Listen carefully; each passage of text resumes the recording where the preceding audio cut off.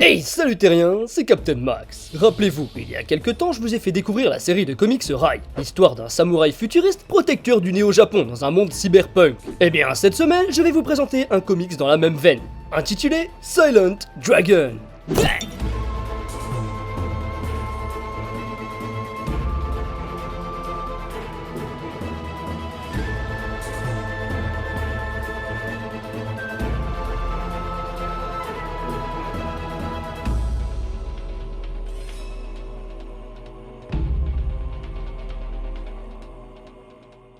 L'œuvre du jour est écrite par le scénariste anglais Andy Deagle, l'ancien rédacteur en chef d'un des plus grands magazines de comics du Royaume-Uni, 2000 AD. Il a aussi travaillé sur de nombreuses publications Marvel et DC, mais il est surtout connu pour sa série indépendante The Losers, qui sera même adaptée en 2010 au cinéma.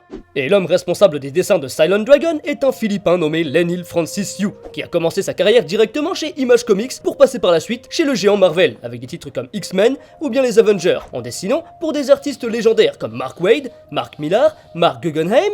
Attendez, c'est un complot ou quoi? Cet homme travaille avec beaucoup trop de marques. Bref, vous vous doutez bien que ce monsieur a du talent et vous allez rapidement le remarquer avec le comics du jour. Et c'est donc en 2005 que nos deux artistes se retrouvent chez Wildstorm, une filiale DC Comics, pour offrir au public une série de comics en 6 issues intitulée Silent Dragon. Mais de quoi ça parle exactement? Au Japon, dans la mégalopole technopunk de Tokyo en 2063, les Yakuza sont en guerre contre le régime de l'État. Mais à l'intérieur même du gang des Dragons Noirs, un conflit va éclater entre le chef Hideaki et son conseiller / ami / garde du corps le plus fidèle, Renjiro.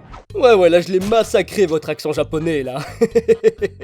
Car oui, ce dernier est jugé coupable de traîtrise, pour soi-disant avoir infiltré un holosignal clandestin dans leur camp. Résultat, Renjiro est décapité sur le champ, devant les yeux de sa bien-aimée Takara, la femme du maître des Yakuza. Mais évidemment, celui-ci n'était pas au courant de leurs petites aventures. Après sa mort, le martyr est récupéré puis transformé en machine à tuer par l'État. Cependant, il ne souhaite alors qu'une seule chose, retrouver celle qu'il aime et se venger de son meurtrier. Alors qu'est-ce que j'en ai pensé de cette histoire en one shot?